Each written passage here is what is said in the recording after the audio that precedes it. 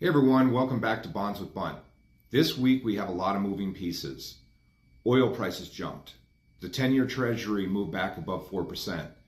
Mortgage bonds pulled back, and the market is trying to figure out what happens next. And at the same time, jobs data is starting to weaken. Mortgage applications are rising, and housing demand is quietly picking up again. So today I'm going to break down what really matters for buyers, sellers, and realtors right now. Let's start with what pushed rates higher. The big driver this week has been oil. Tensions in the Middle East increased after attacks in the Strait of Hormuz, one of the most important shipping routes for oil in the world. When oil prices rise quickly, markets worry about inflation. And when inflation fears rise, mortgage bonds tend to fall. That's why you saw the 10-year Treasury climb back above 4% this week. But here's the key. Historically, when geopolitical events push oil higher, those moves often settle back down once the situation stabilizes. We've seen this in past conflicts. Oil spikes, market reacts, then things normalize.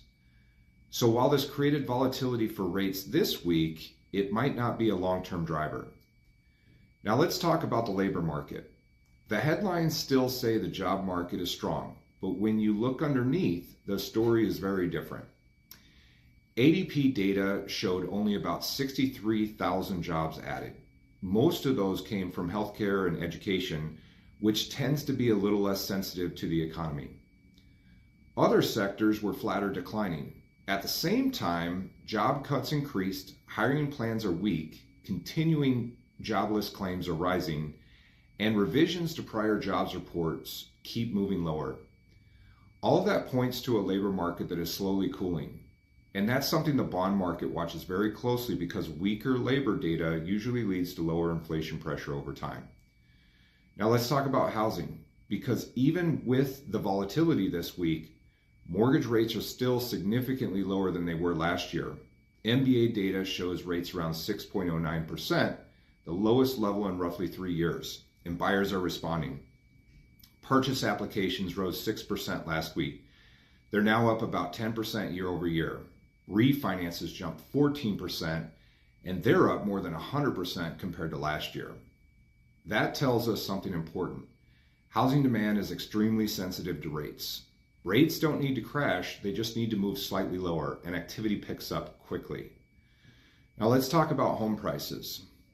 The latest housing data showed home values slip slightly month to month.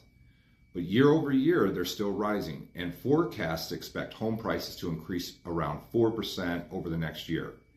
Now that's a healthy market, not overheated, not crashing, just steady appreciation.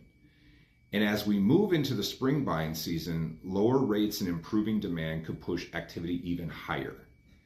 Here's what I'd be telling clients and buyers right now. Rates have already improved from last year. Buyer demand is starting to return.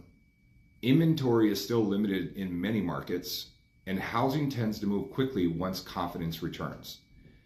The biggest risk right now isn't buying too early. The biggest risk is waiting for perfect conditions and finding yourself competing with more buyers later.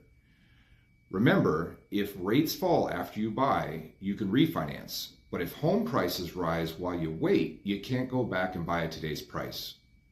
So the big theme this week is markets are reacting to short-term news, but underneath the surface, labor data is cooling, housing demand is improving, and rates are still much better than they were a year ago. That combination could set up a stronger spring market that many people expect. If you've got buyers sitting on the fence right now, this might be a window before competition picks back up again. As always, if you want help breaking this down for a client or running numbers, just reach out. I'll see you next week on Bonds with Bunt.